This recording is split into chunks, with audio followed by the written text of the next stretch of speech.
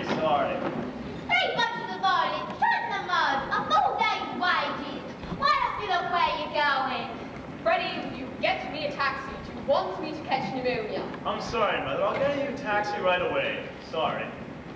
Oh, he's your son, is he?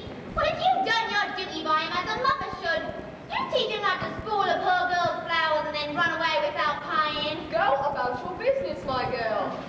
Taxi! Taxi! I say, Captain, buy a flower off a poor girl. I'm sorry, I haven't any change. I can change up a crown. Here, take this for tuppence. I'm sorry, I really haven't any... Stop! Here's 3 halfpence if that's any use to you. Thank you, sir. Here, you be careful. Begging him a flower for it. There's a bloke back there writing down every blessed word you're saying. I ain't done nothing wrong by speaking to the gentleman. I've a right to sell flowers if I keep off the curb. I'm a respectable girl, so help me. I ain't never spoke to him except to ask him to buy a flower off me. Oh, the blooming Lord. There's the tax taking it down. Oh, sir, don't let him charge me. You don't know what it means to me. They'll take away my cash and drive me into the streets for speaking to them. There. Who's hurting you, silly girl? Oh, my Papa. Oh, shut up. Do I look like a policeman? What'd you take down my words for? How do I know if you took me down right? You just show me what you wrote about me. What's that? That ain't proper writing. I can't read that. I can. Why say, Captain, buy a flower off a poor girl? It's because I called him Captain. I meant no harm. Oh, sir, don't let him lay a charge against me. I don't know what Charles! Really, sir, if you are a detective, you need not be protecting me against molestation by a young girl unless I ask you to. Anyone could see the girl meant no harm. Why, he ain't a tack. He's a gentleman. Look at his boots. And how are all your people down at Chelsea? How did you know my people come from Southsea? Never mind, they did. And how did you come to be up so far east? You were born in Lysenborough. What harm is there in my leaving Lyson Grove? What fix for a pig to live in and hide to pay 4 and 6 a week? Live where you like, but stop that noise. Come, he can't touch you. You have the right to live wherever you please. I'm a good girl, I am. Do you know where I come from? Hoxton. Well, who said I did? Blimey, you know everything, you do. Why don't you tell him where he comes from if you want to go a fortune telling? Cheltenham, Harrow, Cambridge, and India. Quite right. He ain't a tack, he's a blooming busybody, that's what he is. May I ask you, sir, do you do this sort of thing for a living in the music halls? No, but perhaps I will someday. He's no gentleman, he ain't, to interfere with a poor girl. How do you do it, if I may ask? Simple phonetics, the science of speech. That's my profession, also my hobby. Anyone can spot an Irishman or Yorkshireman by his brogue. I can place a man within 2 miles. I can place a man within 2 miles and under. Sometimes within 2 streets. Ought to be ashamed of himself. Unmanly coward. But is there a living in that? Oh yes, quite a bad one. Let him mind his own business. Woman! Cease this detestable boo-hooing instantly, or seek to shelter some other place of worship. I've a right to be if I like, same as you. A woman who utters such depressing and disgusting noises has no right to be anywhere, no right to live. Remember, you're a human being with a soul, and the divine gift of articulate speech. That your native language is the language of Shakespeare, and Milton, and the Bible. And don't sit there crooning like a bilious pigeon. Look at her, a prisoner of the gutters, condemned by every syllable she utters. By right she should be taken out and hung for the cold-blooded murder of the English tongue. Oh, heavens, what noise. This is what the British population calls an elementary education. Oh, come, sir, I think you picked a poor example. Did I? Hear them down in Soho Square, dropping H's everywhere, speaking English any way they like. You said, did you go to school? What did I you for, fool? No one taught you take instead of type. There are Yorkshiremen are worse. Here a Cornish man prefers that rather hear a choir singing black. Chickens cackling in a barn, just like this one. Yeah. Gone. I ask you, sir, what sort of word is gone? It's O and gone that keep her in her place. Not the wretched blow that it thinks. Why can't the English teach our children how to speak? This first-class distinction by now should be antique. If you spoke the sheet dresser instead of the way you do, why you might be selling flowers too. I beg your pardon? An English way of speaking absolutely classifies it. The moment he talks, he makes some other Englishmen despise it. One common language I'm afraid we'll never get. Oh, why can't the English learn to set a good example to people whose English is painful to your ears? The Scotch and the Irish leave you close to tears. There even are places where English completely disappears. In America, they haven't used it for years. Why can't the English teach their children how to speak? Norwegians learn Norwegian, the Greeks are taught their Greek. In France, every Frenchman knows this language from A to Z. The French never care what they do, actually, as long as they pronounce it properly. Arabians learn Arabian with the speed of summer lightning. The Hebrews learn it backwards, which is absolutely frightening. But use proper English, you're regarded as a freak. Oh, why can't the English? Why can't the English learn to speak? You see this creature with her curbstone English? The English will keep her in the gutters to the end of her days. Well, sir, in 6 months, I can pass her as off as a Duchess of an embassy ball. I could even get her a place as a lady's maid or shop assistant, which requires better English. Yeah, what's that you say? Yes, you squashed capital. You disgrace the noble architecture of these columns. You incarnate insult to the English language. I can pass you off as the Queen of Sheba. Taxi! Oh, you don't believe that, Captain. Oh, well, anything's possible. You see, I myself am a student of the Indian dialects. Are you? Do you know Colonel Pickering, author of spoken Sanskrit? I am Colonel Pickering. Who are you? Henry Higgins, author of Higgins' Universal Alphabet. I came from India to meet you. I was going to India to meet you. Higgins? Pickering. Where are you staying? The Carlton. No, you're not. You're staying at 27A Wimpole Street. Come along, we'll have a jaw over supper. Right, you all. Buy a flower, kind sir, and shop for me lodging. Liar! You said you could change half a crown. Oh, you ought to be stuck with nails, you ought. Here, take the whole blooming basket, 6 pence. Ah, the church, a reminder.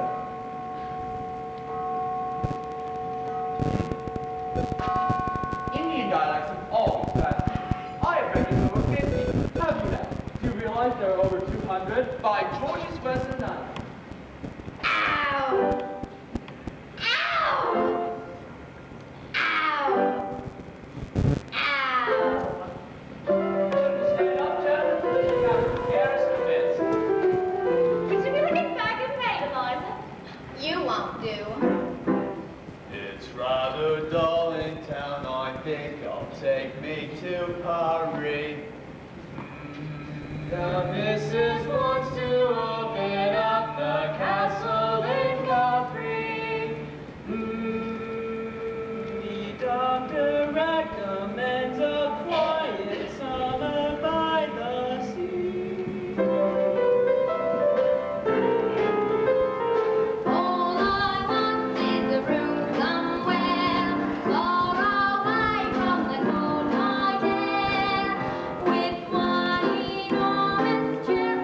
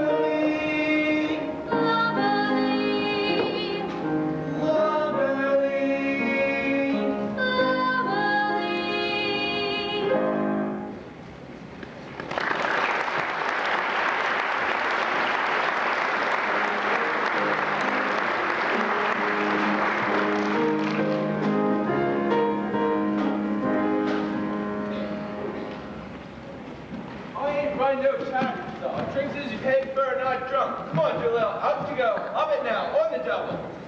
Thanks for your hospitality, George. Send the bill to Buckingham Palace. Alfie, I guess it's home we go now. No. What do you want to go home for? Eliza should be along in a few minutes. She'll be good for half her crown for a father what loves her. Loves her? That's a laugh. You ain't been near her for months. Well, what's that got to do with it? What's half a crown after all I've given her? Alfie, when you ever given her anything? Anything? I gave her everything. I gave her the greatest gift any human could give to another. Life. I introduced her to this here world, I did, with all its wonders and marvels. This lovely world with the sun that shines and the moon that glows. I popped to walk in on a fine spring night, and the whole ruddy city of London to roam about selling her blooming flowers.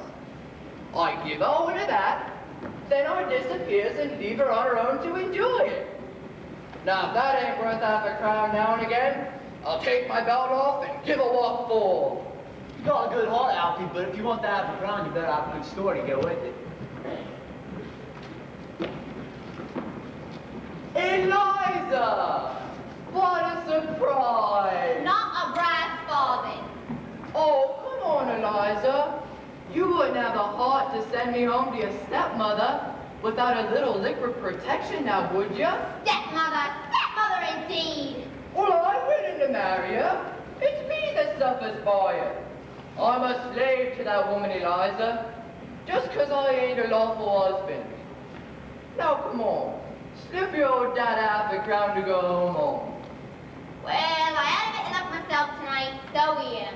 George, we glorious dears. But don't keep coming around counting on half crowns from me. Good night, Eliza, your noble daughter. You see, boys, I told you not to go home. It's just faith, hope, and a little bit of luck. The Lord above gave man and all the Bible. So we can do his job and never shirk. The Lord above gave man and all the Bible, but with a little bit of luck, with a little bit of luck, someone else will do the freaking work. With a little bit, with a little bit, with a little bit of luck, you'll never work. The Lord above gave liquor for temptation, just as man could turn away from sin. The Lord above gave liquor for temptation, but with a little bit of luck, with a little bit of luck, when temptation comes, you'll give right in. With a little bit, with a little bit, with a little bit of luck, you'll give right in. Oh, you can walk the straight and narrow, but with a little bit of luck, you'll run amok. The gentle sex was made for man to marry, to share his nest and see his food is cooked. The gentle sex was made for man to marry, but with a little bit of luck, with a little bit of luck, you can have it all and not get hooked. With a little bit, with a little bit, with a little bit of luck, you won't get hooked. With a little bit, with a little bit, with a little bit of blooming love. Be quiet down there. How's the woman supposed to get with rest? Shut up, lady, shut up! Here, here. That's the way to talk to a lady. We gotta be neighborly like boys. After all, the Lord above made man to help his neighbor, no matter where, on land or sea or boat. The Lord above made man to help his neighbor, but with a little bit of luck, with a little bit of luck, when he comes around, you won't be home. With a little bit, with a little bit, with a little bit of luck, you won't be home.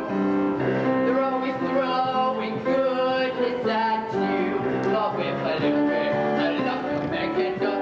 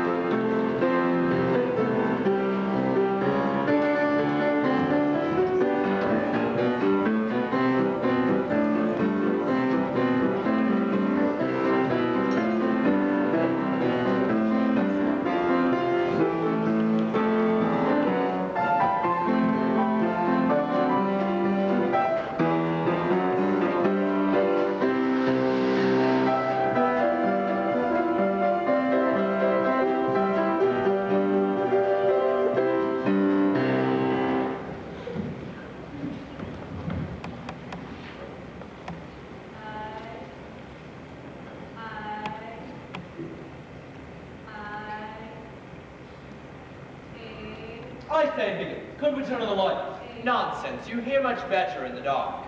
But it's a fearful strain listening to all those vowel sounds. I'm afraid I'm quite done up for this afternoon. Mr. Higgins, are you there? Yes, what is it, Mrs. Pierce? A young woman wants to see you, sir. A young woman? What does she want? Has she an interesting accent? Oh, something dreadful, sir. Show her up, Mrs. Pierce. Let's have her up. Very well, sir. It's for you to say. This is rather a bit blunt. I'll show you how I make records. We'll set her talking, and I'll take her down in Bell's visible speech, and then in broad Romic. And then we'll get her on the phonograph, so you can turn her on as often as you like, with the written transcript before you. This is the young woman, sir.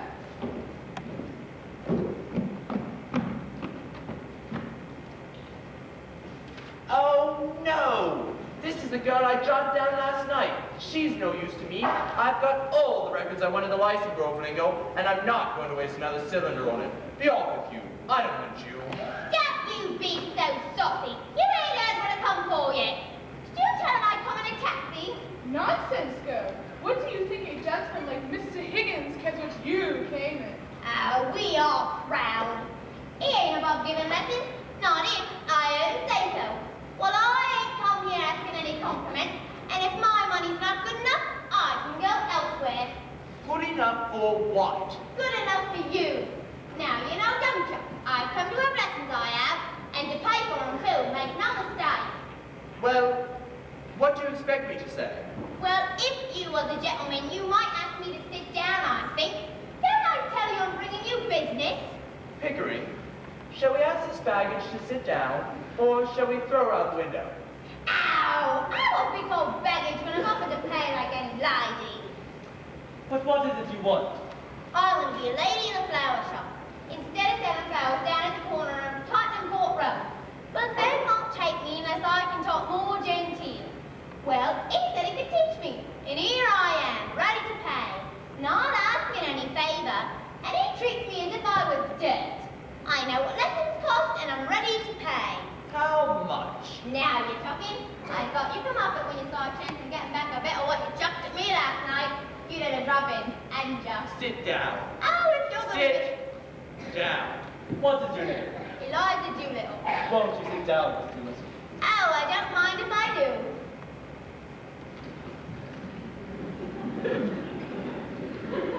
How much do you propose to pay me for these lessons?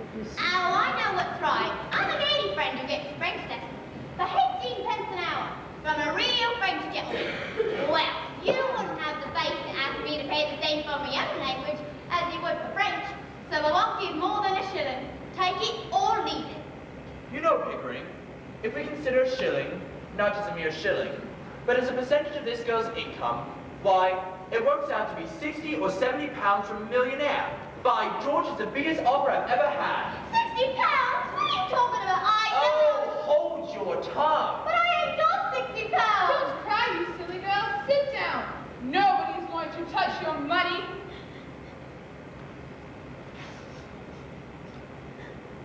Oh, one would think you was my father. If I decide to teach you, I'll be worse than two fathers to you.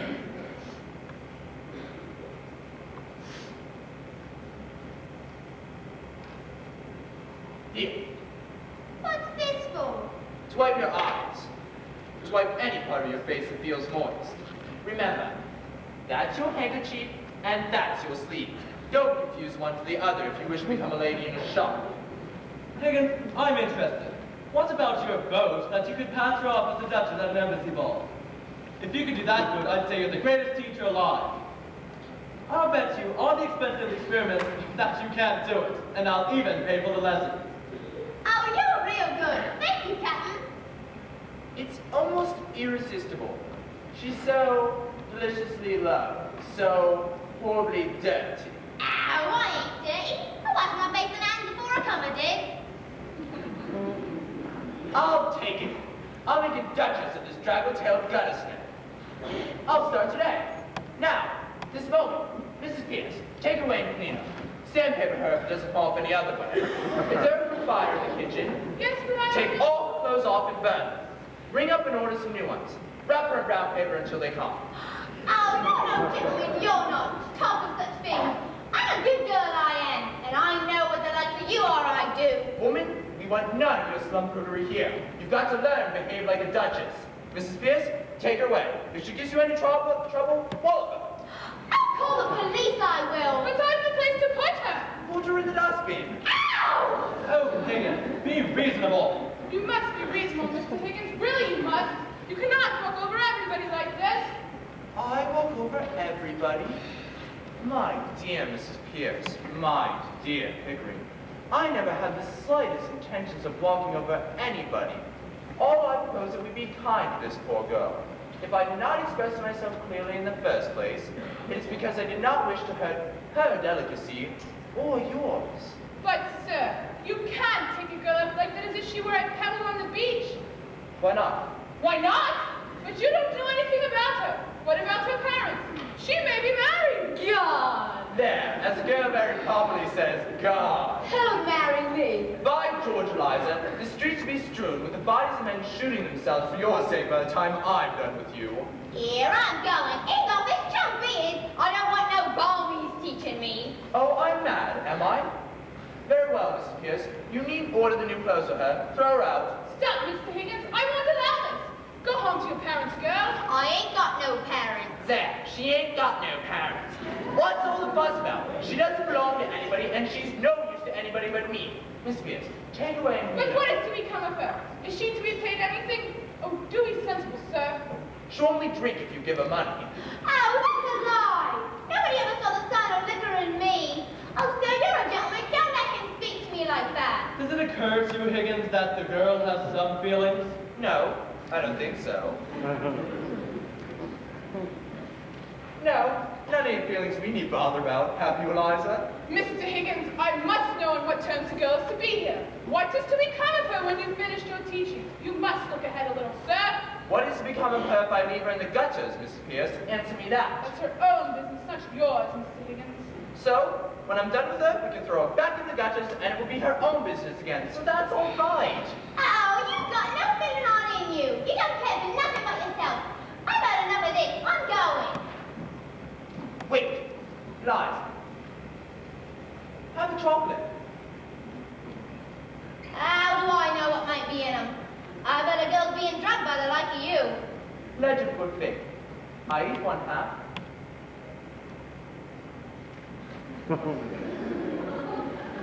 You eat the other. You shall have boxes of them, barrels of them. You shall live in them, I wouldn't have ate it, only I'm too ladylike to take it out of my mouth. Think of it, Eliza. Think of chocolates and taxis and gold and diamonds. No, I don't want no golden diamond. I'm a good girl, I am. Excuse me, Higgins, but I really must interfere. Mrs. Pierce is quite right. If the girl is to put herself in your hands for the next 6 months in experiment in teaching, she must understand thoroughly what she's doing. Eliza, you are to stay here for the next 6 months, learning to speak beautifully, like a lady in a shop. If you are good and do whatever is told of you, you should sleep in a proper bedroom and have lots to eat and money to buy chocolates and take rides in taxis. If you are naughty and idle, you should sleep in the back kitchen among the black beetles and be walloped by Mrs. Pierce with a broomstick. At the end of 6 months, you should go to Buckingham Palace in a carriage, beautifully dressed. If the king finds out you're not a lady, you should be taken to the Tower of London where your head will be cut off as warning to other presumptuous flower girls. If you are not found out, you shall have a present of 7 and 6 to start life with as a lady in a shop. If you refuse this offer, you're the most ungrateful, wicked girl, and the angels will weep for you. Now are you satisfied, Pickering? Could have I put it more plainly or fairly, Mrs. Pierce? Come with me, Eliza. Thank you, Mrs. Pierce. Bundle her off to the bathroom. Oh, you're a great bully. I won't stay here for your life, and I won't let nobody wallop me. Don't answer back, girl. If I know what I was talking about, In 6 months, in 3, if she has a good ear and a quick tongue, I'll take her anywhere. Pass her off as anything. I'll make a queen of that barbarous wretch. Higgins, forgive the bluntness, but if I'm to be involved in this business, I shall feel responsible for the girl. I hope it is clearly understood that no advantage is to be taken of her position. What? That thing? Sacred, I assure you. Oh, come, Higgins. You know what I mean. This is no trifling matter. Are you a good man of character where women are concerned? Have you ever met a man of good character where women are concerned? Yes, quite frequently. Well, I haven't. I find the moment that I let a woman make friends with me, she becomes suspicious, jealous, exacting, and a damn nuisance. I also find the moment that I make friends with a woman, I become selfish and tyrannical. So here I am, a confirmed old bachelor, and likely to remain so. After all, Pickle, I'm an ordinary man who desires nothing more than just the ordinary chance to live exactly as he likes and do precisely what he wants. An average man am I, of no eccentric whim, who wants to live his life free of strife, doing whatever he thinks is best for him. Just an ordinary man. But let a woman in your life, and your serenity is through. Sure, decorate your home from the cellar to the dome, then get on to the enthralling fun of overhauling you. Or let a woman in your life, and you are up against the wall. Make a plan and you will find she has something else in mind, and so rather than do either, you do something else and neither likes at all. You want to talk of Keats or Milton, she only wants to talk of love. You go to see a play or ballet, and spend it searching for her love. Or let a woman in your life, and you invite her to her strife. Let them buy their wedding bands for those anxious little hands. I'd be equally as willing for the dent to be drilling that you ever let a woman in my life. I'm a very gentle man, even-tempered and good-natured, whom you never hear complain, who has the milk of human kindness by the quart in every vein. A patient man am I, down to my fingertips, the sort who never could, ever would, let an insulting remark escape his lips. Just a very gentle man. But there's a woman in your life, and patience hasn't got a chance. She will beg for your advice, your reply will be concise, she will listen very nicely and go out and do precisely what she wants.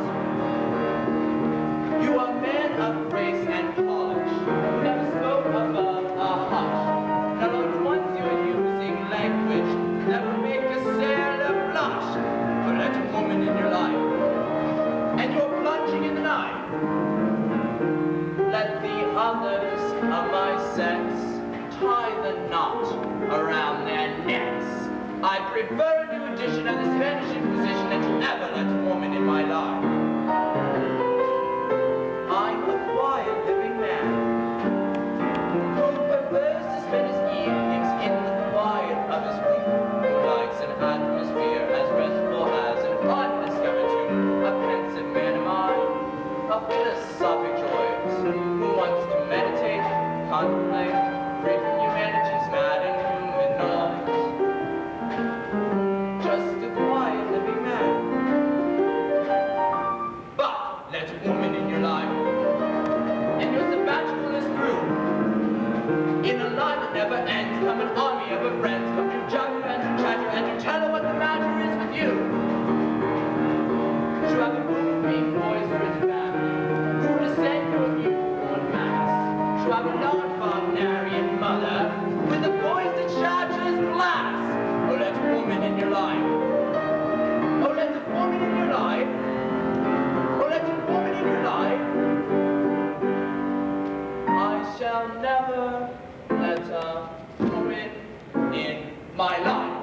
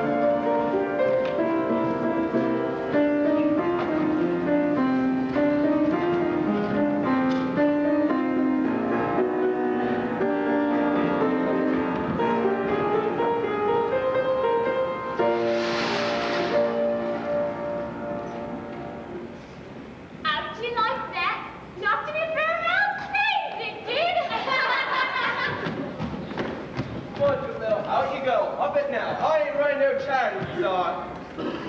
Thanks for your hospitality, George. Send Yes, the bill. I know. Send the bill to Buckingham Palace. You can buy your own drinks now, Alfie Doolittle. Follow me to a tub of butter, you have. What tub of butter? Your daughter, Liza. Oh, you're a lucky man, Alfie Doolittle. What are you talking about? What about Eliza? He don't know. I own father, and he don't know. Moved in with the swell, Eliza has. Left here in a taxi. Smart as paint. And I've been on for 3 days. Then I get a message from her this morning. She wants her things sent over to 27A Wimpole Street, care of Professor Higgins. And what things does she want? A birdcage and a Chinese fan. But she says, never mind about sending any clothes. Well, I always knew she had a career in front of her. Harry boy, we're in for a boozer. The sun is shining on Alfred P. Doolittle. A man was made to help support his children, which is the right and proper thing to do. A man was made to help support his children, but with a little bit of luck, with a little bit of luck, they'll go out and start supporting you.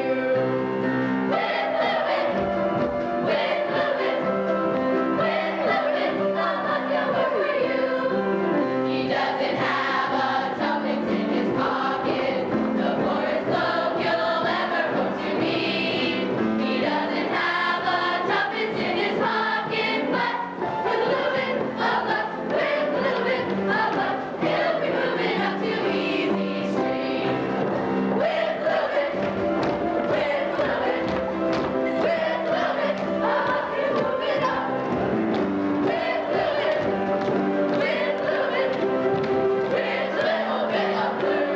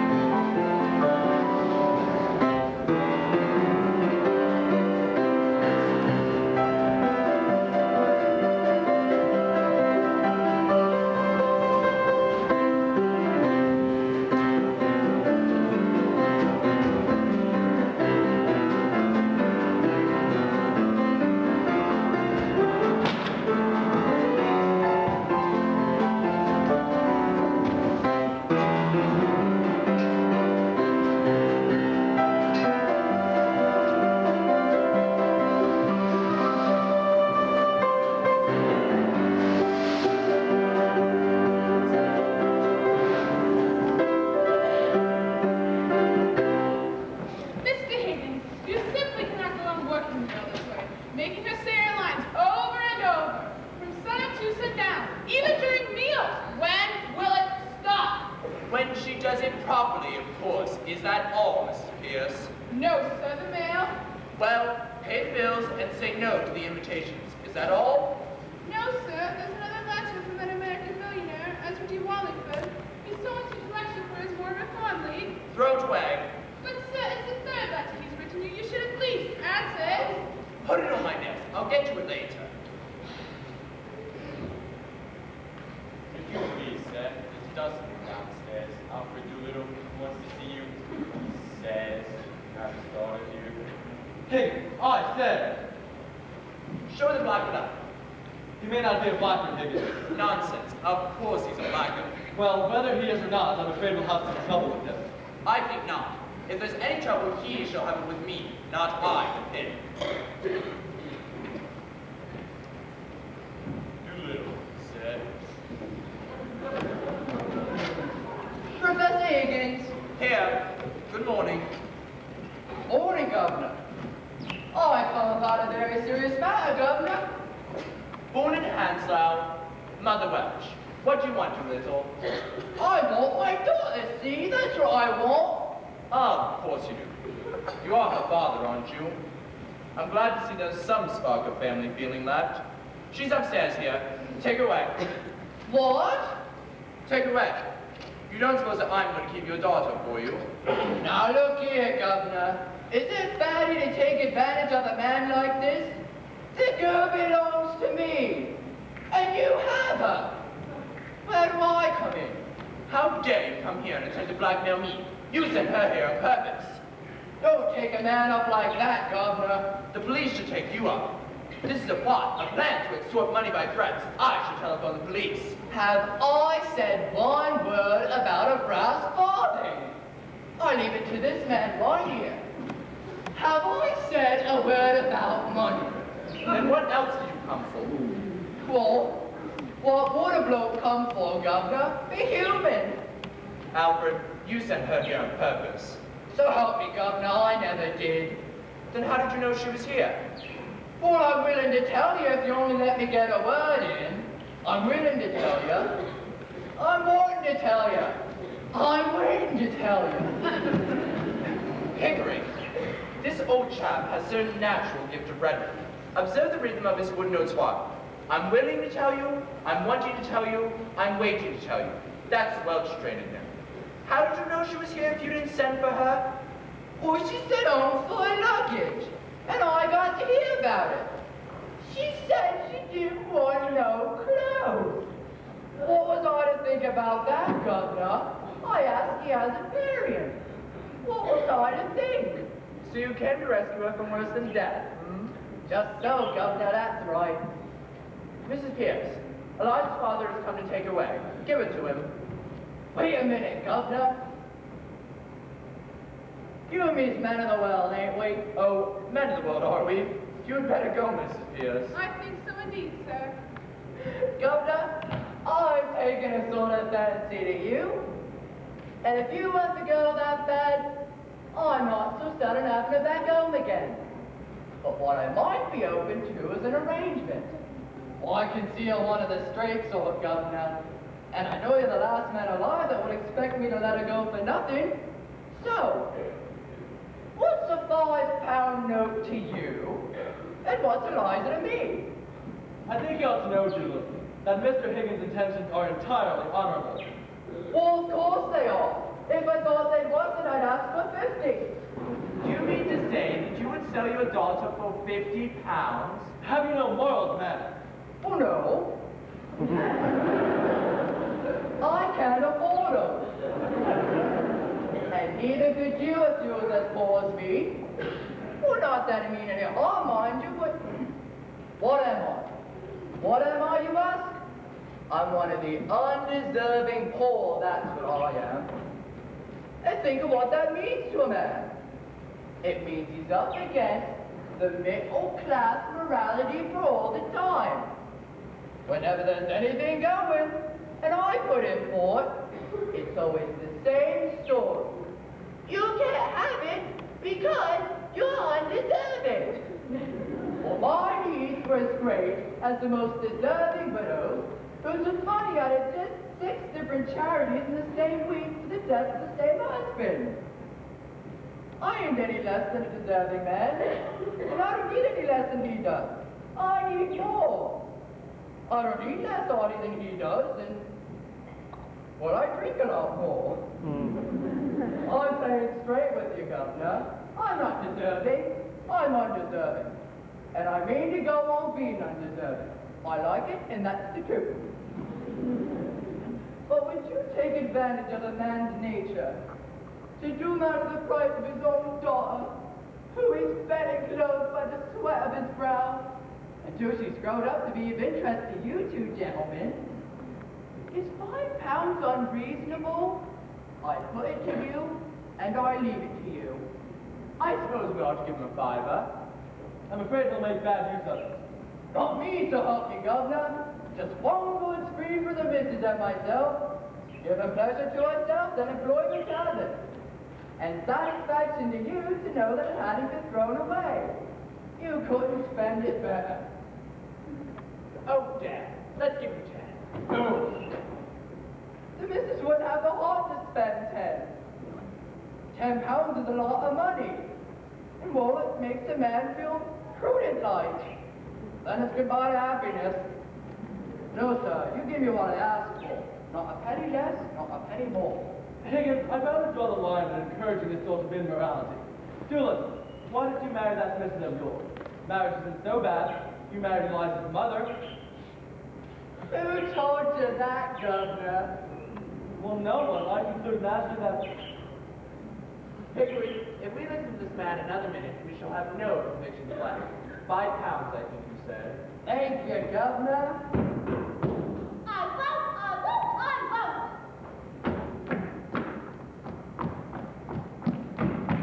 Beg your pardon, miss.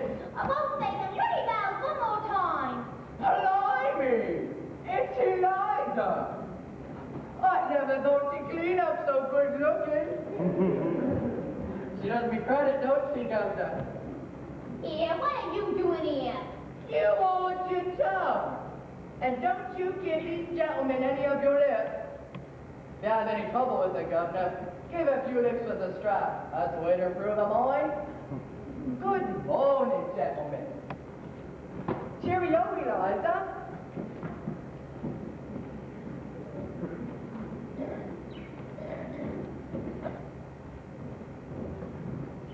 By George, there's a man for you, a philosophical genius to the first water. Mrs. Pierce, write to Mr. Ezra Wallingford and tell him that if he wants a lecturer, to get in touch with Mr. Alfred P. Doolittle, a common dustman, but one of the most original moralists in England. Yes, sir. Here, what did he come for? Say your vows. I know my vows. I knew them before I came. If you know them, say them. I-E-I-L-U. Stop. A-E-I-O-U. That's what I said. I-E-I-L-U. I've been saying them for 3 days and I won't say them no more. I know it's difficult, Miss Doolittle, but try to understand that... No use explaining, Pickering. As a military man, you ought to know. Drilling is what she needs. You'd better leave, or she'll turn to you for sympathy. All right, Higgins, if you insist, but have a little patience with the girl. Of course. Say A. You ain't got no heart, you ain't. A. Aye. Aye. Aye. Aye. Aye. Aye. Eliza, I promise you, you'll pronounce your vows correctly before this day is out, or there'll be no lunch, no dinner, and no chocolate. Just you wait, Henry Higgins, just you wait. You'll be sorry, but your tears will be too late. You'll be broken all of money when I am just no big money. Just you wait, Henry Higgins, just you wait. Just you wait, Henry Higgins, till you're sick. And you scream to bet your doctor double quick. I'll be on my second leg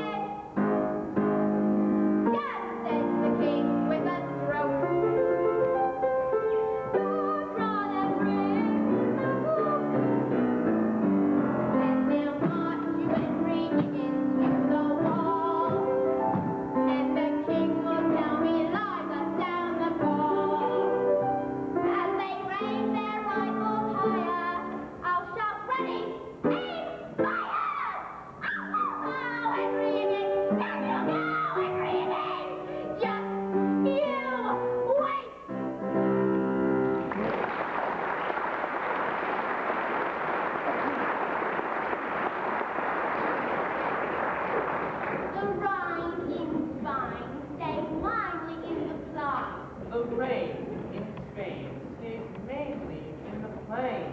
Didn't I say that? No, Eliza, you didn't say that. You didn't even say that. Every night before you get into bed, where you used to say a prayer, I want you to repeat, the rain in Spain stays mainly in the plain, 50 times. You will get further with the Lord if you learn not to offend his ears. Now for your H's. Pickering, this is going to be ghastly. Control yourself, Higgins. Give the girl a chance. Of course. No one expects you to get it right the first time. Come here, Eliza.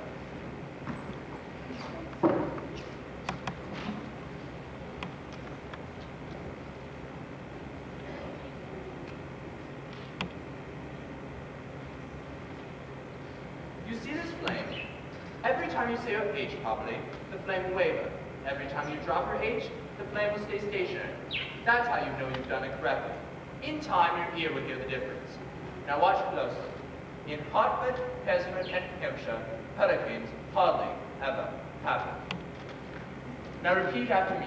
In Hartford, Hereford, and Hampshire, hurricanes hardly ever happen. In Oxford, Aerospace, Hampshire, hurricanes hardly ever happen. No. Should I do it over? Oh, no. Please, no. We must start from the very beginning. Do this. Hop, hop, hop, hop. Hop, hop, hop, hop. Go on. Hop, hop. Does the same thing hold true in India, Pickering? The peculiar habit of not only dropping a letter, like the letter H, but placing it where it shouldn't be, such as heather instead of ever. I've noticed that some Slavic people, when they first learn English, do this with their G's. They say linga instead of linga, and then they turn around and say singer instead of singer. I wonder why that's so. I must look that up. Hop, hop, hop. Go on.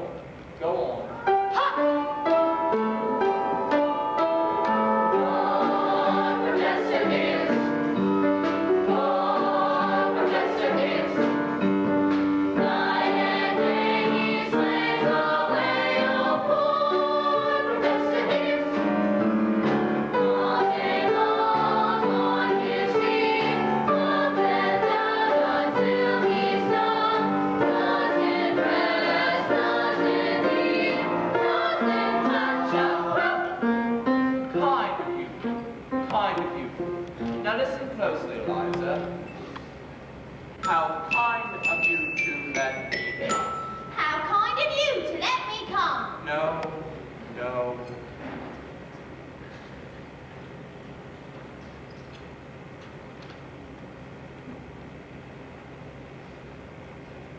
That is delicious. I wonder where Mrs. Pierce gets it. First rate. Oh, and the strawberry tarts are delicious. And have you tried the flying kite? Now try it again. Have you? No, Pickering! Eliza, try it again. A cup of tea. A cup of tea. Can't you hear the difference? Put your tongue forward until it touches the top of your lower teeth. Now say cup. Hop.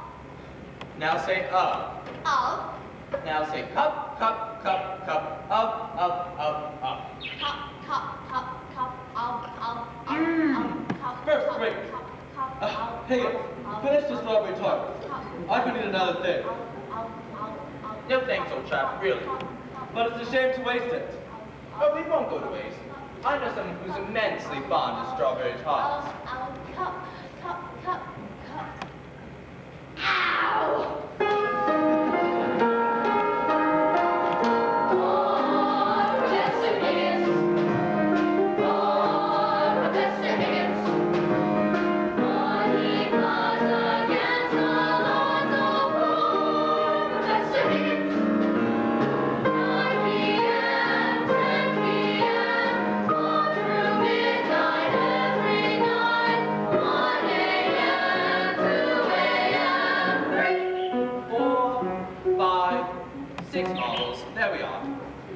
Now I want you to read this poem and pronunciate each word just as if marbles were not in mouth.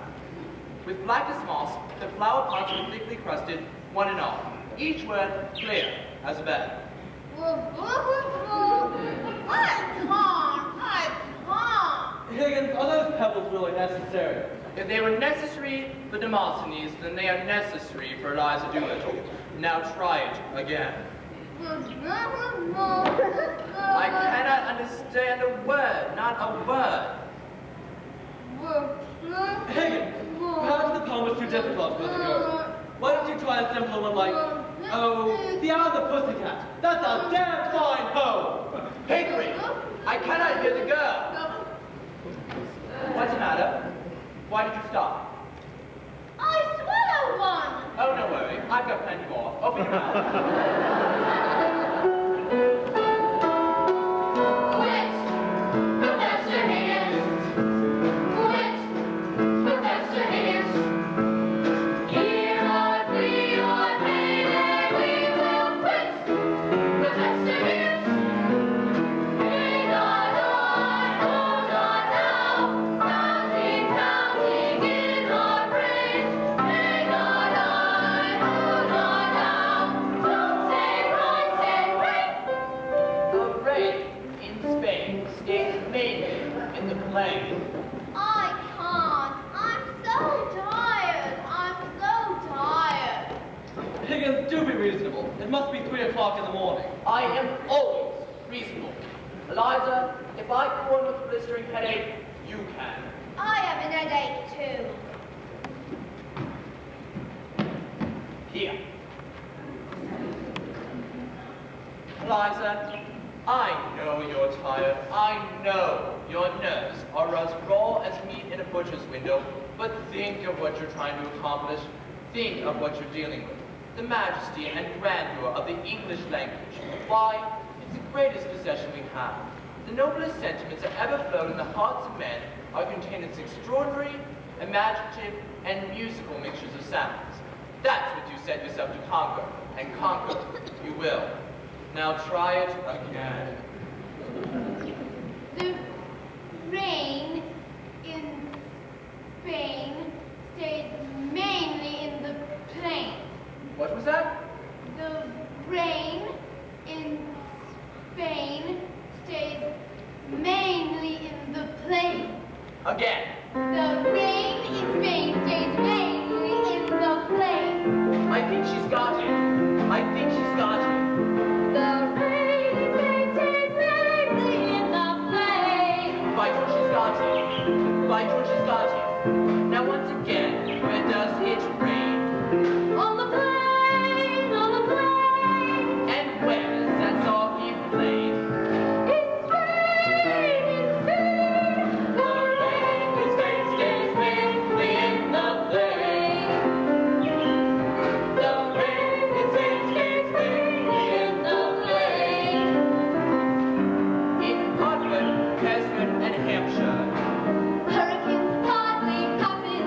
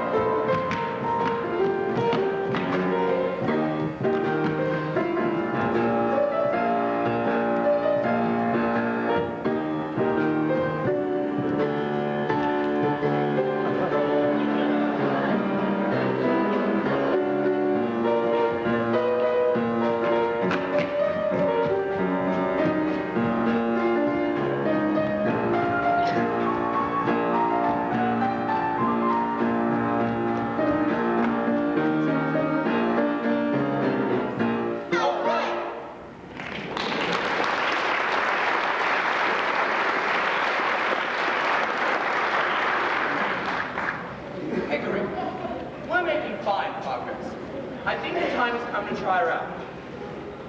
Mr. Higgins, are you feeling all right? Yes? And you? Very well, sir. Thank you. Splendid. I know. Let's take her out in public and see how she fares. Mr. Higgins, I was awakened by a dreadful pounding. Do you know what it might have been? Pounding? I heard no pounding. Pickering? No. Mrs. Pierce, if this continues, you had better see a doctor. I know. Let's take her to the races. The races? Yes. My mother's boxed ass cart. You'll consult your mother first, of course. Oh, of course. No. We'll surprise her. Let's go to bed, and first thing in the morning, we'll go out and buy her a gown. Go on with your work, Liza. But Mr. Higgins, it's early in the morning. What better time to work than early in the morning? Where does one go for a lady's gown? Boilers, of course. How did you know that? Common knowledge. Is it? Well, we mustn't get her anything too flowery. I despise those gowns with a weed here and a weed there. Something simple, modest, and elegant is what's called for. Perhaps with a sash. Yes, just perfect. Come along. You've all been working much too hard. I think the strain is beginning to show. Eliza, I don't care what Mr. Higgins says. You must put down your books and go to bed. Bed, I couldn't go to bed. My head's too light to try and let it down. Sleep, sleep, I couldn't sleep tonight. Not for all that you walk in the crowd. I could have talked tonight. I could have gone home.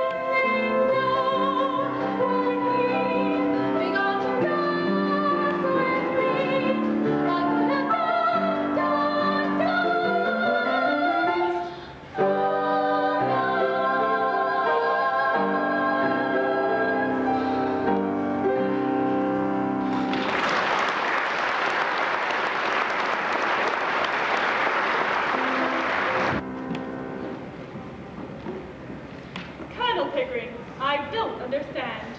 Do you mean that my son is coming to Ascot today? Yes, Mrs. Higgins. As a matter of fact, he's here. What a disagreeable surprise. Ascot is usually the one place I can come to with my friends, and not for the risk of seeing my son, Henry.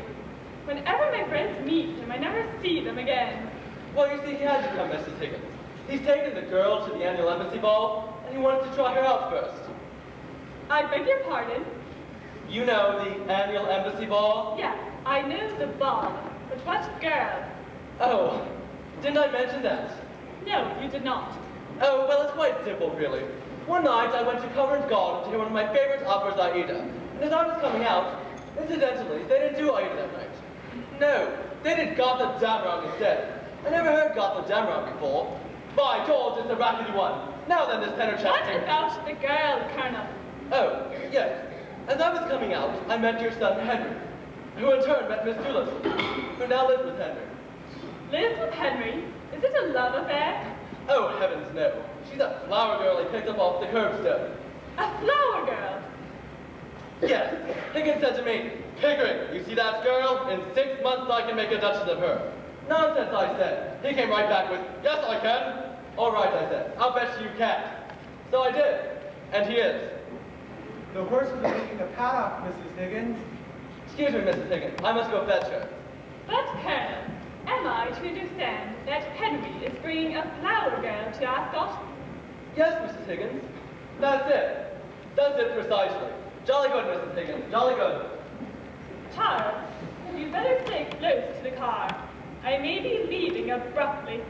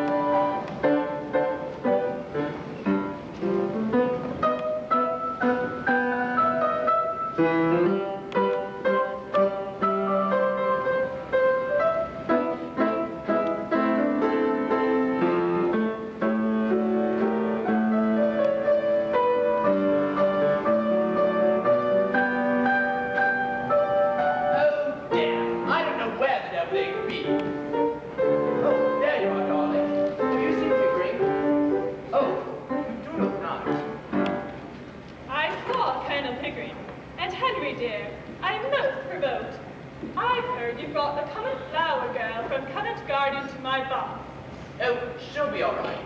I've taught her to speak properly, and she has strict orders as to her behavior. She's to keep to 2 subjects, the weather and everybody's health. Sort of how do you do in fine day, and not just let her go for self-warm things in general. Help her along, dear, and you'll be quite safe.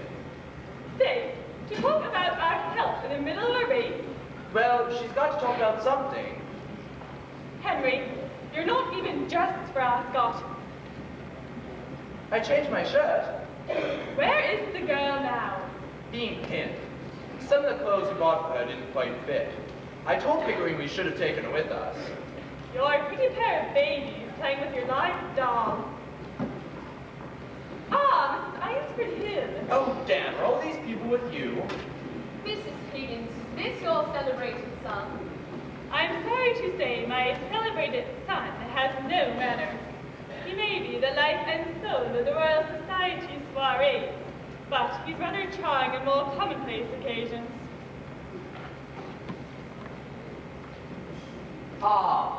Colonel Pickering, you're just in time for tea.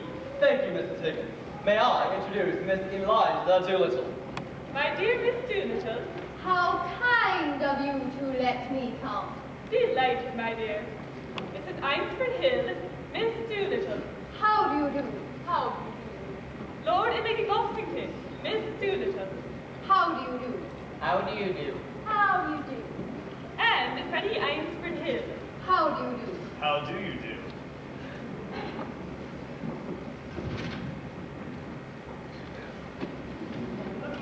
The first race was very exciting, Miss Doolittle. I'm so very sorry you missed it. Will it rain, do you think? The rain in Spain stays mainly in the plain. But in Hartford, Hereford, and Hampshire, hurricanes hardly ever happen. Awfully funny. What was so funny about that, young man? I bet I got it right.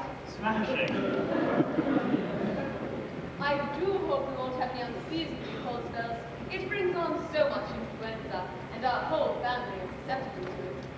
My aunt died of influenza, so they say. But it's my belief they done the old woman in. Done her in. Yes, those of you. Why should she die of influenza when she come through diphtheria right enough the year before? Fairly blue with it she was. They all thought she was dead, but my father kept ladling gin down her throat. Then she come to so sudden, she bit the bowl off the spoon. Dear me. Now, what call would a woman of that strength have to die of influenza? And what become of her new straw hat that was to come to me? Somebody pinched it. And what I say is, them as pinched it, done her in. Done her in? Done her in, did you say? Oh, that's a new small talk. To do a person in means to kill them. But you surely don't believe your aunt was killed. Do I not? Them she lived with would have killed her for a hat pin, let alone a hat. But it can't have been right for your father to put spirits down her throat like that. It might have killed her. Not her. Gin was mother's milk to her. Besides, he poured so much of it down his own throat that he knew the good of it. You mean that he drank? Drank. My word, something chronic. Here, what are you sniggering at? Oh, the new small talk. You do it so awfully well. Well, if I was doing it proper, what was you laughing at? Have I said something I oughtn't? Not at all, my dear. Well, that's a mercy anyhow. What I always say is... I don't suppose there's enough time to place a bet before the next race. Come, my dear. I'm afraid not, Colonel Pickering. I have a better number 7. You'll enjoy the race however much more you can take it. His name is Dover. That's very kind of you.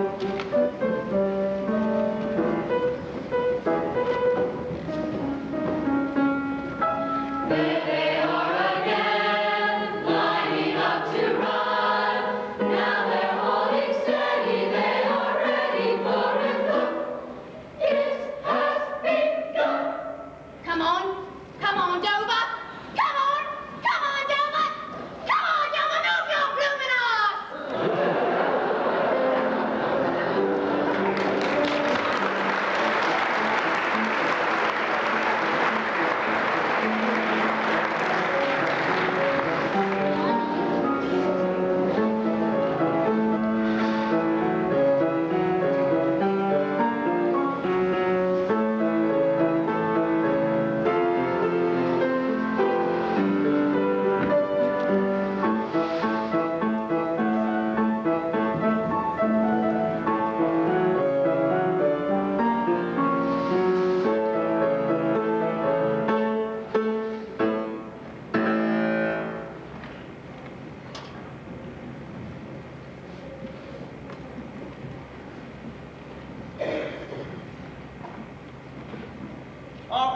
I know this is Wimpole Street, but would you please tell me where 27A is? Right there, sir.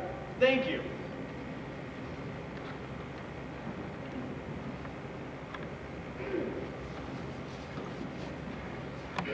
Are those for sale? Yes, sir. A shilling? Here you Thank you kindly, sir. go. Isn't it a holy day?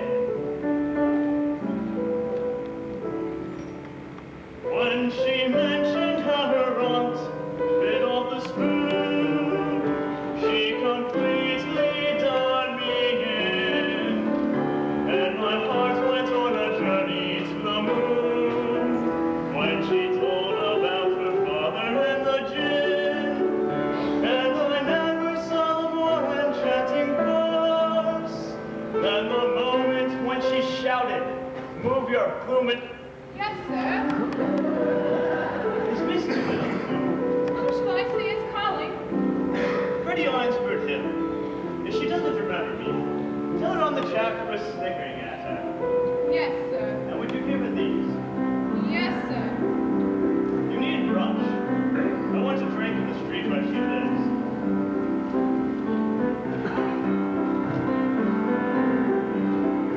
I have often walked down the street before, but the pavements always stayed beneath my feet before.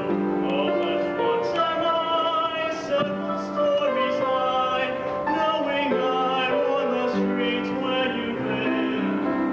I live by that trees in the heart of town. Can you hear a word from any other part of town?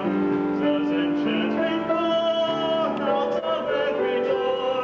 No, it's just on the street where you live. And oh, the towering feeling, just to know somehow you are near. The overpowering feeling that any second you may suddenly appear. People stop and stare, they don't bother me, for there's nowhere else on earth that I would rather be.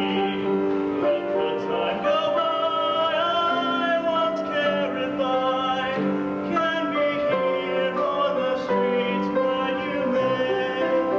Mr. Eynsford Hill. Yes? I'm terribly sorry, sir. Miss Doolittle says she doesn't want to see anyone ever again. But why? She was magnificent. Magnificent. Do you have the right to dress so? Of course. Tell her I'll wait. But it might be days, even weeks. Don't you see? I'll be happier here. People stop and stare, they don't bother me. For there's nowhere else on earth that I would rather be. Let the time go by, I won't care if I can be here on the street where you live.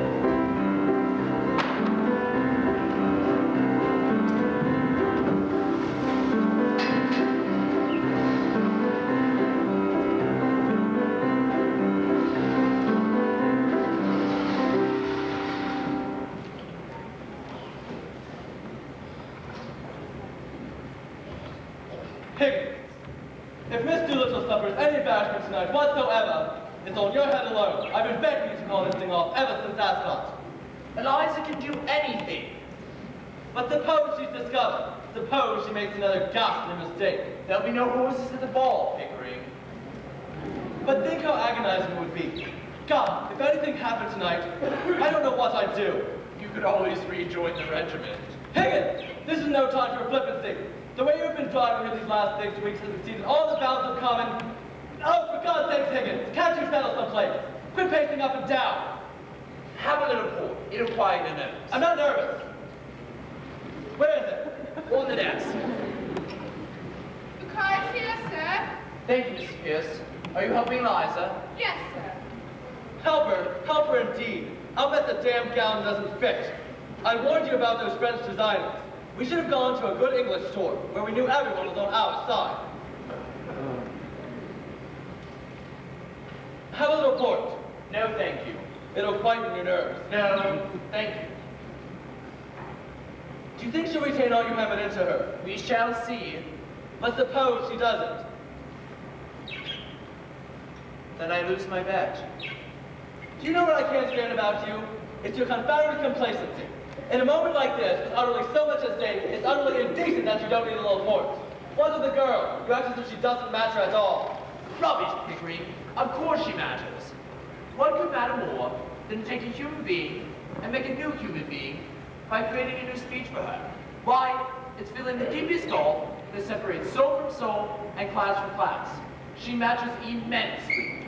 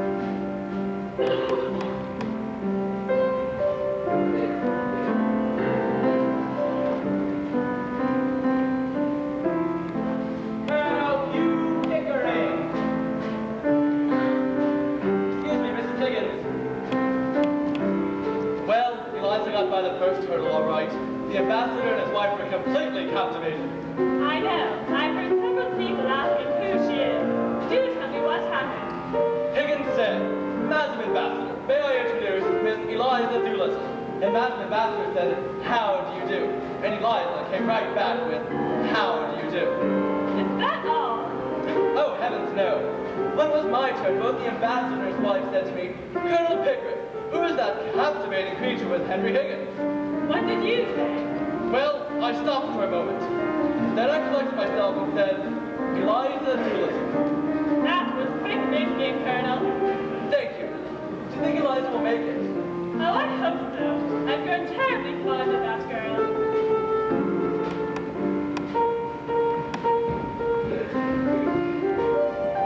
Professor Henry Higgins. Ah, Maestro. Oh. You remember me?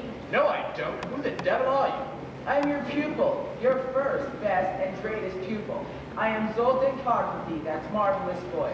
I have made your name famous throughout all of Europe. You teach me phonetics. You cannot forget me. Why don't you shave? Aha, I have not your imposing appearance, your figure, your brow. Nobody would notice me if I shaved. What are all those old coins for? Ah, decorations for language. The Queen of Transylvania is here this evening. I am indispensable to her at these international parties. I speak 32 languages. I know everybody in Europe. No imposter could escape my detection. And now, Professor, you must introduce me to this glorious creature you escort this evening. She fascinates everyone, not since Mrs. His Lexington- Excellency Dr. Themistocles Stephanos. This so-called Greek diplomat pretends that he cannot speak English, but he speaks so villainously that he dare not utter a word of it without betraying his origin. I help him to pretend, but I make him pay through the nose. I make them all pay. I do look forward to meeting your lady. Higgins, I said. Where's Eliza? Upstairs. Last minute adjustment. Let's not risk it. Let's collect the girl and leave immediately. Henry, do you think it's wise to stay? Stay? Why not? Miss Eliza Doolittle.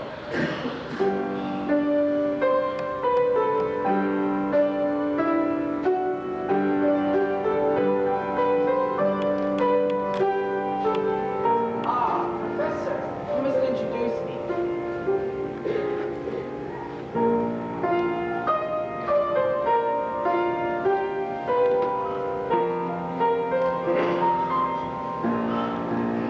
Her Royal Highness, the Queen of Transylvania.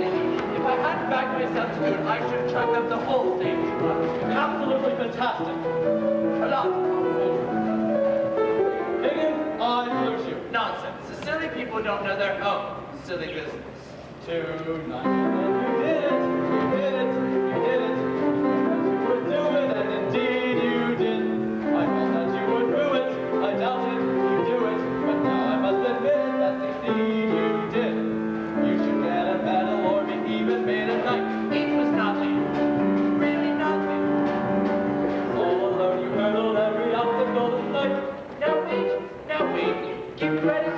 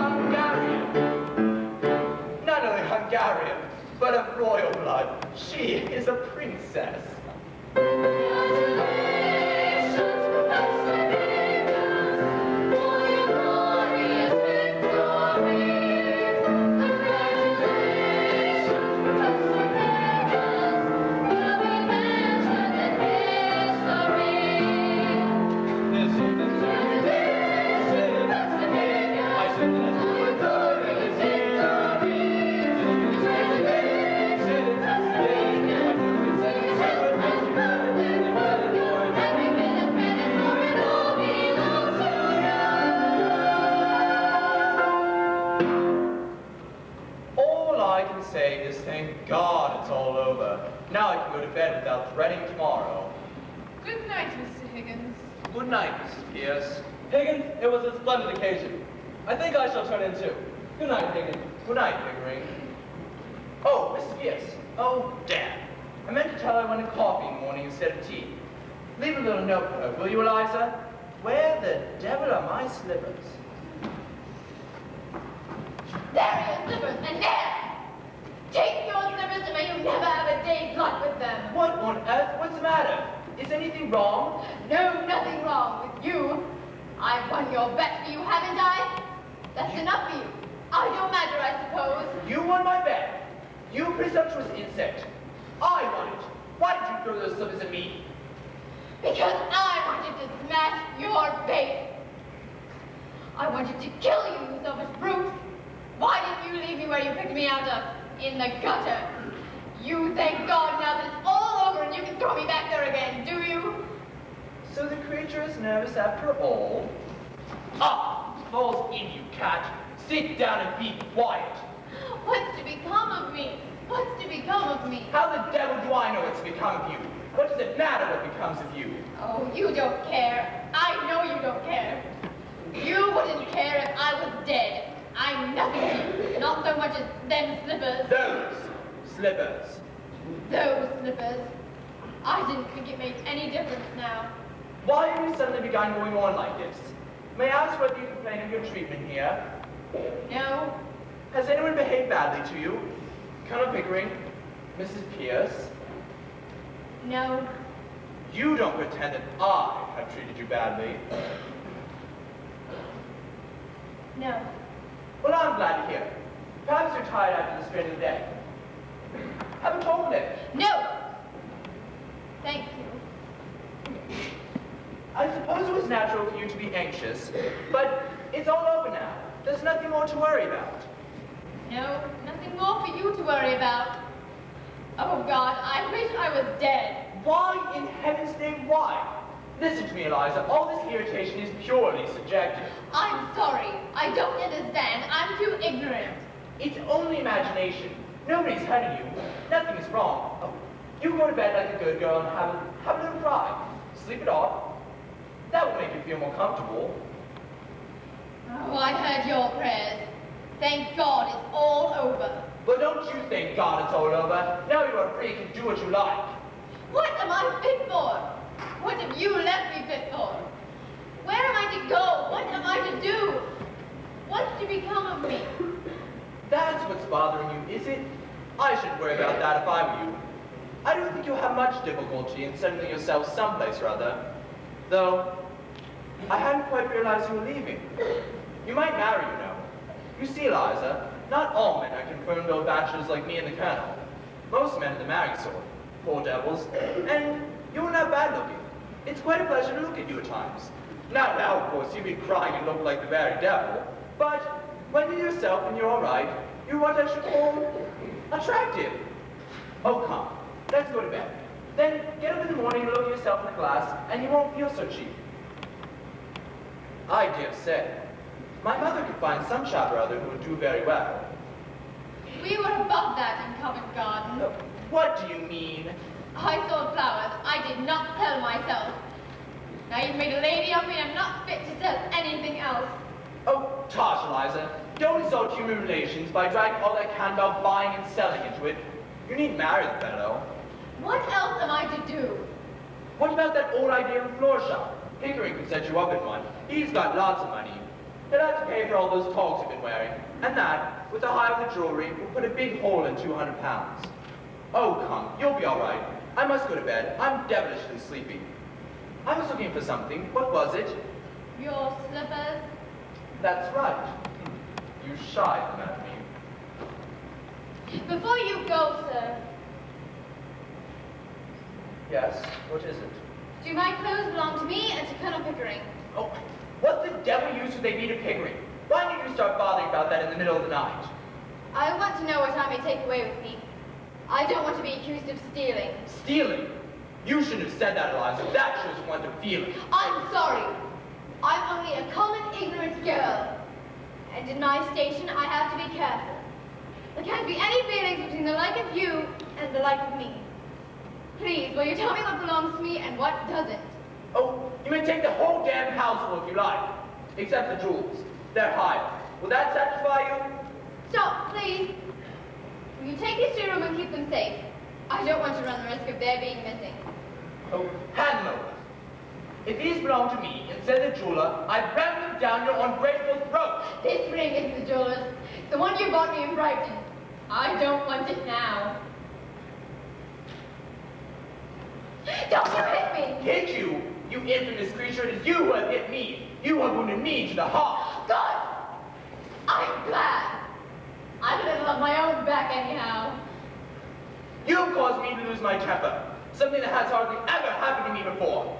I wish to say nothing more about this tonight. I am going to bed. You'd better leave your own note for Mrs. Pierce about the coffee, for it won't be done by me. Damn Mrs. Pierce, and damn the coffee, and damn you, and damn my own folly for having lavished my heart of knowledge and the treasure of my regarded intimacy on a heartless goddess night.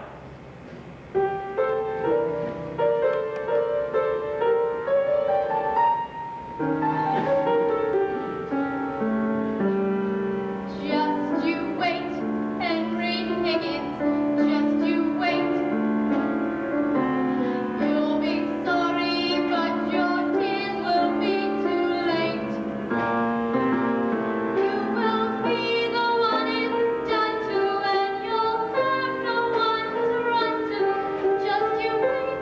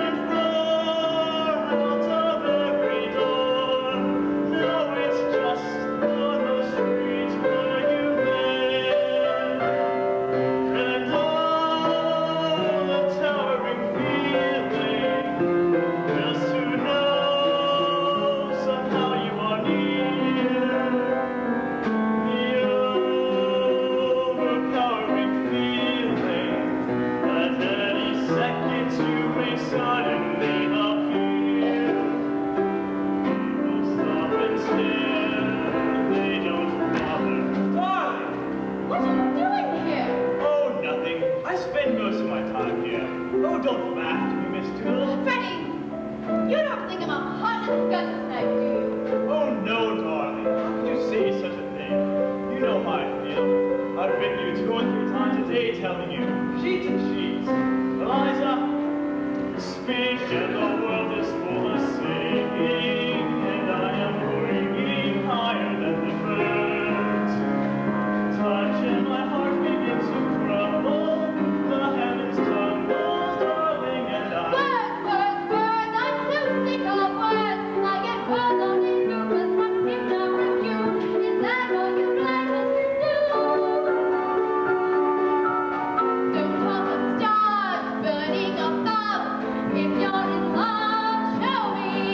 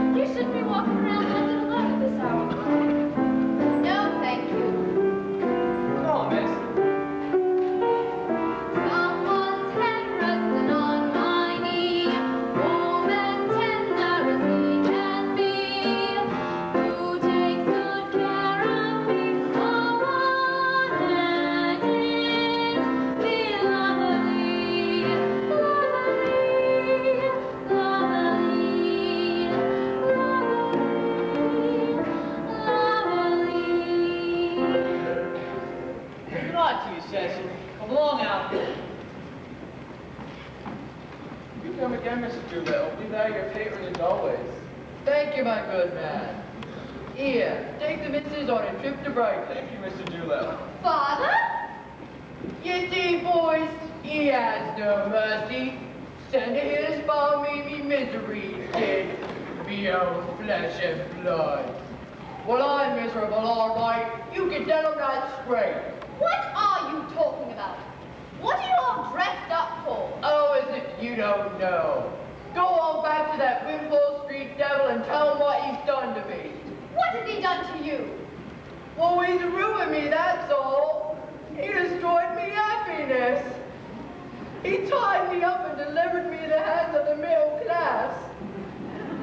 And don't you try to defend him.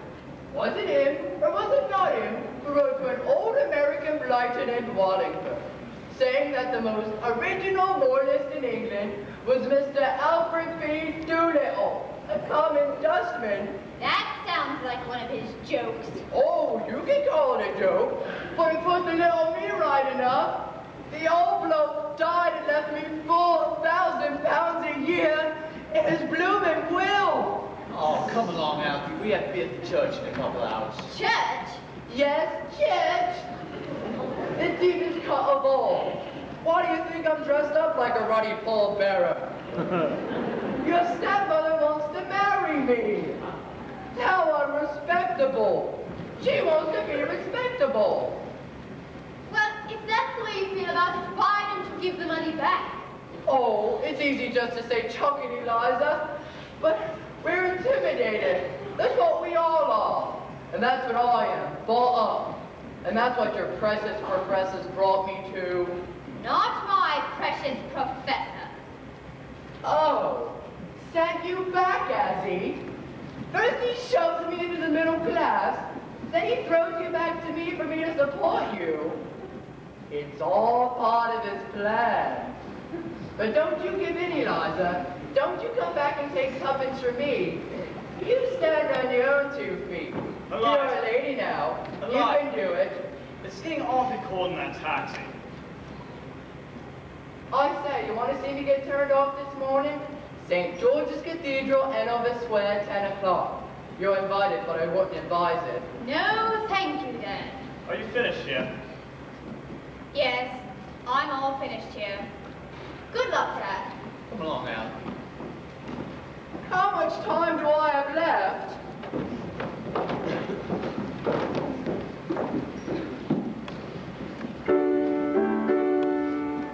There's just a few more hours. That's all the time you've got. A few more hours before they tie the knot. There are drinks and girls all over London, and I have to track them down in just a few more hours. I'm getting married in the morning. He's got the work on a time. Pull out the stopper, let's have a whopper, but get me to the church on time. I gotta be there in the morning. Stop and reading my prime. Girls come to see, so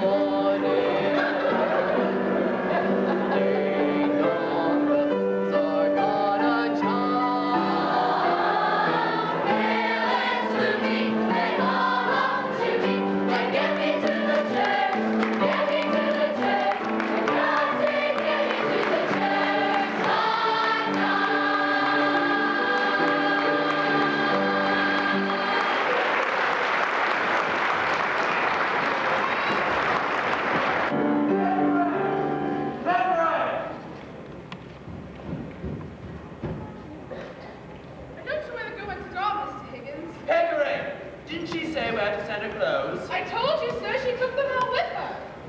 What? What is it? Here's the confounded thing. Eliza's bolted. Bolted? Yes, bolted. And Mrs. Pierce let her go without saying a word to me. Well, I dashed. I don't know what to do. I got tea this morning instead of coffee. I can't find anything, and I don't know what appointments I've got. Eliza would know. Of course Eliza would know, but damn it, she's gone.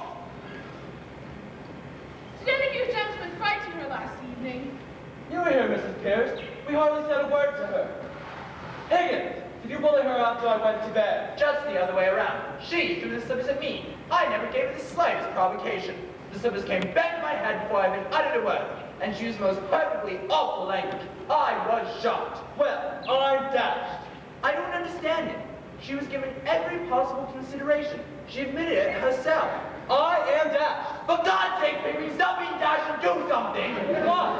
I don't know. Call the police. What are they there for, in heaven's name? Mr. Higgins, you can't give Eliza's name to the police as if she were a thief or a lost umbrella. Why not? I wouldn't find her.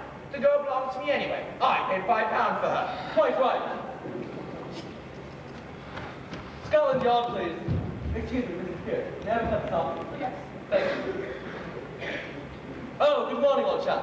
Colonel Hugh Pickering here, 27A Wimple Street. I'd like to report a missing person. Anything you can do to assist in her recovery would be frightfully appreciated.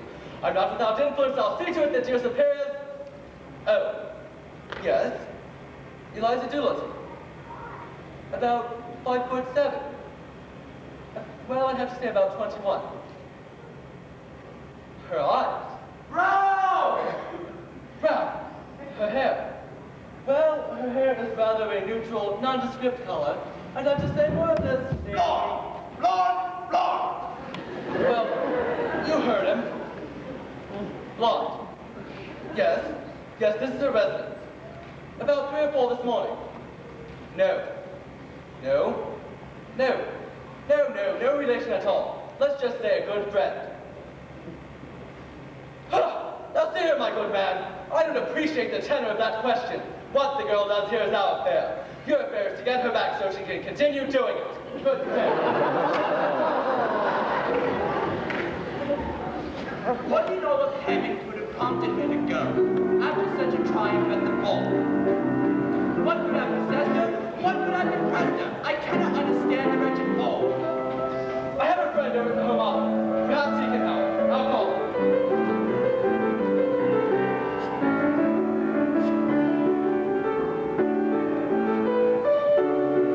Women are rational, that's all there is to them. Their head is full of convoluted crowds. They're nothing but exasperating, irritating, vacillating, calculating, agitating, maddening, and infuriating hags. Where's your budget, please? Yes, I'll hold. Pickering, why can't a woman be more like a man? Hmm? Yes. Why can't a woman be more like a man?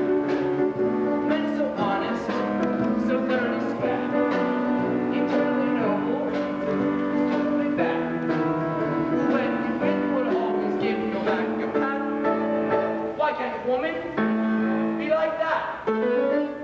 Why does everyone do what the others do? Can't a woman learn to use her head? Why do they do everything their mothers do? Why don't they grow up like their father said? Why can't a woman take after a man? Men are so pleasant, so easy to please. Whenever you're with them, you're always at ease. Would you be slighted if I didn't speak for hours? Of course not. Would you be livid if I had a drink or two? Never. Would you be wounded if I didn't send you flowers? Nonsense. Why can't a woman be like you? One minute in a million may shout a bit. Now and then there's one with slight offense. One perhaps the truthfulness you doubt a bit. But by and large we are a marvelous sex. Why can't a woman behave like a man? Men are so friendly, good-natured and kind. A better companion you never will find. If I were hours late for dinner, would you bellow? Of course not. If I forgot your silly birthday, would you fuss? Nonsense. Would you complain if I took out another fellow? Never. Why can't a Boozy old chum, you'll never, never, never guess who this is. Well, yes, it is. By George, what's a memory? 30 years, is it really? Yes, yes, I know, that's a lot of water under the elm. Sick, Boozy, I'll tell you why I'm called. Something rather unpleasant has happened at this end. Can I come right over to see you? Splendid, I'll be right there. I'm going to the home office, Mrs. Pierce. I do hope you find her, Colonel Pickering. Mr. Higgins will surely miss her. Mr. Higgins will miss her. Last Mr. Higgins, I'll miss her. Henry! Where's the Colonel? He's gone to the home office, sir. You see that, Mrs. Pierce? I'm disturbed, and he runs for help. Now there's a good fellow. Mrs. Pierce, you're a woman. Why can't a woman be more like a man? Men are so decent, such regular chaps, ready to help you through any mishaps, ready to buck you up whenever you are calm. Why can't a woman be a chop? Why is thinking something women never do? Why is logic never even drop? Straightening up their hair is all they ever do. Why don't they straighten up the mess that's inside? Why can't a woman be more like a man? If I were a woman who'd been to a ball, been held as a princess by one and by all, would I start weeping like a bathtub overflowing? Would I go on as in my home within a tree? Would I run off and never tell me where I'm going? Why can't a woman be like me?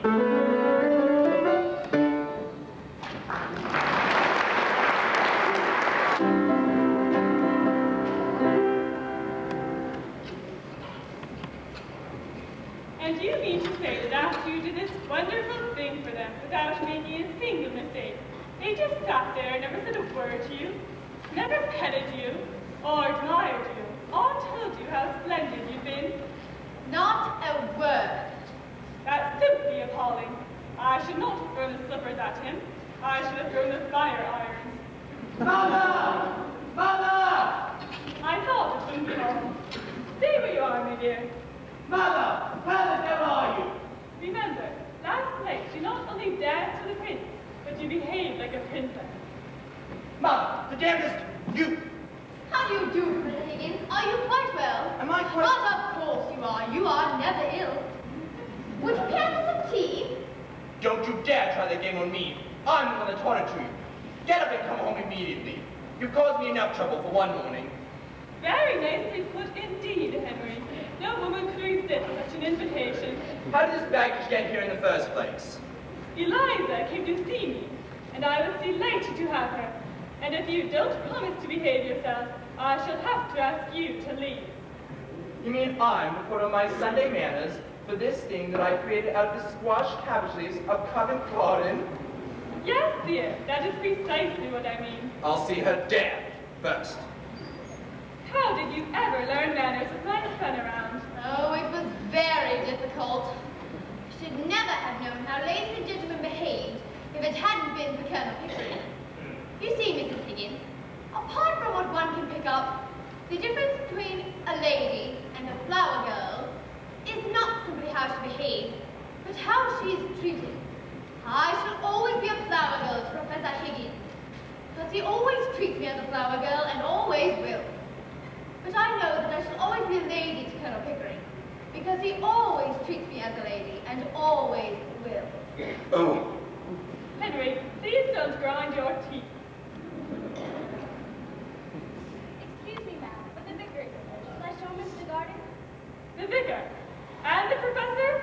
Good heavens, no. I'll see him in the library. Eliza, if my son begins to break things, I give you full permission to have him evicted. Oh, and Henry, dear, if I were you, I should stick to two subjects, the weather and your health.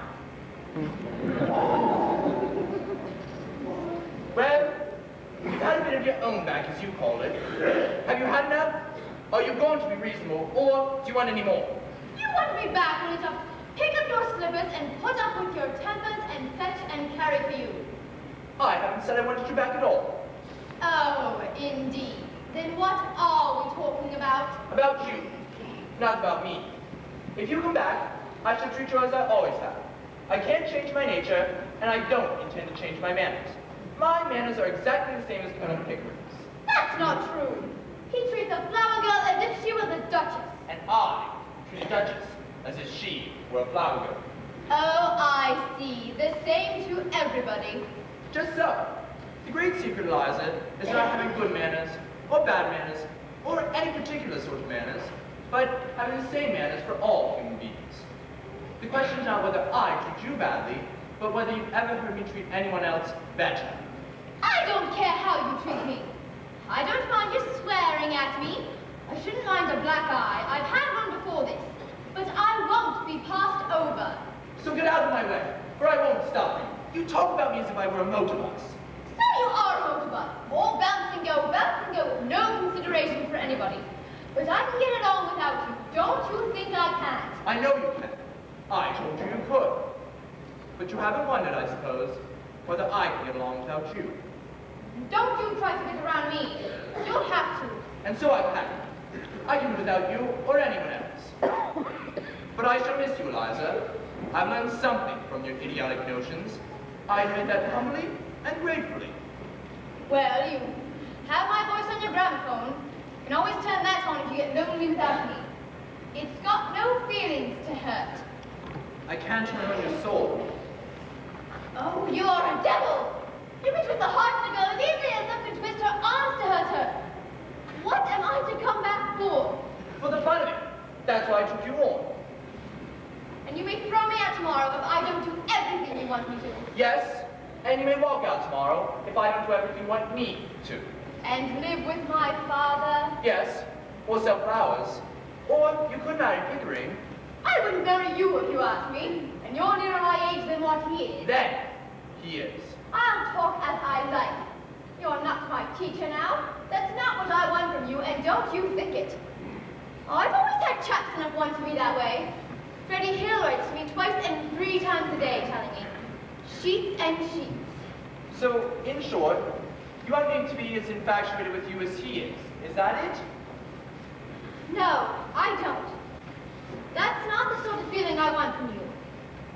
I want a little kindness. I know that I'm a common, ignorant girl. And you, a book-learned gentleman. But I am not dirt under your feet. What I did, was not for the dresses and the taxis. I did it because we were pleasant together. And I came to care for you. Not so much to make love to me, and not forgetting the difference between us, but more friendly-like. That's exactly how I feel, and how Pickering feels. Oh, Eliza, you're a fool. That is not a proper answer to give me. Well, it's the only answer you'll get until you stop being a plain idiot. Eliza, if you wish to become a lady, you've got to stop feeling neglected if the men you know don't spend half their time sniveling over you and the other half giving you black eyes. You find me cold, unfeeling, and selfish, don't you? Very well. Be off with you to the sort of people you like. Marry some sentimental whore with lots of money, a thick pair of lips to kiss you with, and a thick pair of boots to kick you with. If you can't appreciate what you've got, then go out and get what you can appreciate. Oh, I can't talk to you. You always turn everything against me. I am always in the wrong. But I won't always be here to be trampled on and talked down to. I'll marry Freddie, I will, as soon as I'm able to support him. Marry Freddie? That poor devil that couldn't get his job as an errand boy if he had the guts to try for it. Woman, do you not understand? I have made you a consort for a king. Freddie loves me. That makes him king enough for me. I don't want him to work. He wasn't brought up to it as I was. I'll go and be a teacher. What will you teach? What you taught me. I'll teach phonetics. I'll offer myself as an assistant to that brilliant Hungarian. What? That impostor? That humbug? That toning ignoramus? Teaching my methods? My discoveries? Oh, you take one step in that direction, I'll bring you a little neck to here. Bring away! What do I care? I knew you'd strike me one day. Then there. That's done you in Henry Dickinson ad. And I don't care for your bullying and big talk. What a fool I was, what a dominated fool, to think you were the earth and sky. What a fool I was, what an animated fool, what a muddy-headed dog was I. No, my reverberating friend, you are not the beginning and the end. You impudent hussy, there's a word in your mouth or an idea in your head that I haven't put there. There'll be spring every year without you. England still will be here without you. There'll be fruit on the tree and a shore by the sea. There'll be crumpets and tea without you. Art and music will cry without you. Somehow Keats will die without you. And there still will be rain on that plain down in Spain. Even that will remain without you. I can do without you. You, dear friend, who talk so well. You can go to Hartford, Hereford, and Hampshire. They can still rule the land without you. If the gods are dead without you, so without much ado, we can all go through without you. You brazen hussy. Without your pulling it, the tide comes in. Without your twirling it, the earth can spin. Without your pushing them, the souls roll on. If they can do without Kentucky, so can I. I shall not be alone without you. I can stand on my own without you. So go back in your shell. I can do bloody well without By George, I really did it. I did it. I did it. I said I'd make a woman, and indeed I did. I knew that I could do it. I knew it. I knew it. I said I'd make a woman and succeed. I did. Eliza, you're magnificent. 5 minutes ago, you were a millstone around my neck. And now you are a tower of strength, a constant battleship. I like you like this. Goodbye, Professor Higgins. I shall not be seeing you again.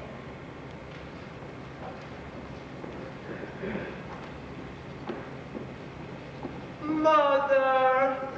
Mother! What is it, Henry? What has happened? She's gone. Of course, dear. What did you expect? But what am I to do? Do without, I suppose. And so I shall. I can do without her. I can do without anybody. I've got my own soul, my own spark of divine fire.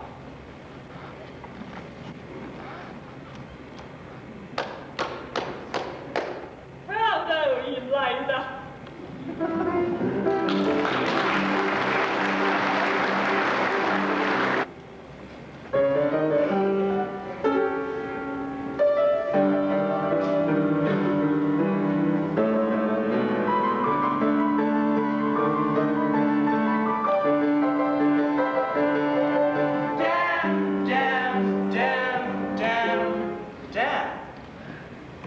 I've grown accustomed to your face.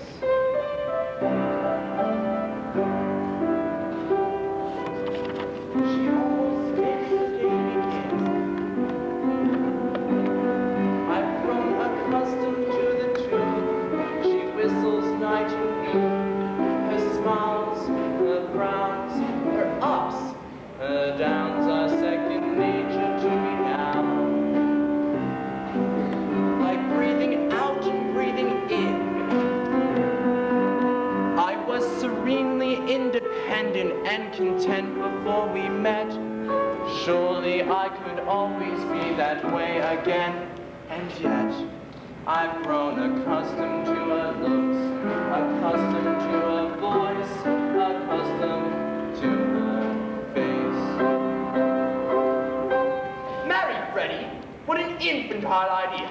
What a heartless, wicked, brainless thing to do. She'll regret it. Oh, she'll regret it. Why, it's doomed before they even take the vows. I can see her now, Mrs. Freddie Ironhill, in a wretched little flat above a stool. I can see her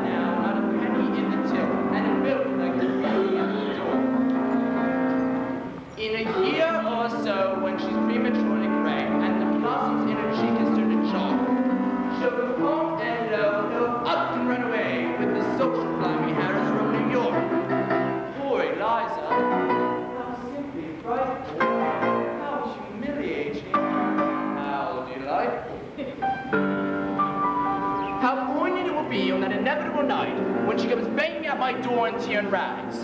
Miserable and lonely, repentant and contrite, will I let her in or hurl her to the wolves? Give her kindness or the treatment she deserves? Will I take her back or throw the baggage out? I'm a most forgiving man, the sort who never could, ever would, take a position and staunchly never budge. Just a most forgiving man. But I shall never take her back. If she were crawling on her knees, let her promise to atone, let her shiver, let her moan. I will slam the door and let the hellcat freeze.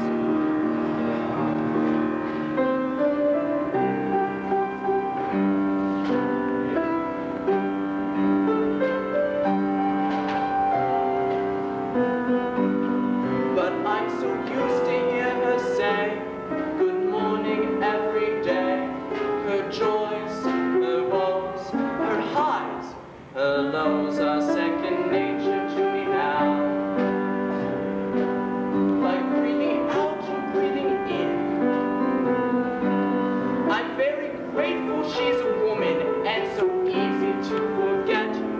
Rather like a habit one can always break. And yet, I've grown accustomed to the trace of something in the air, accustomed to her face.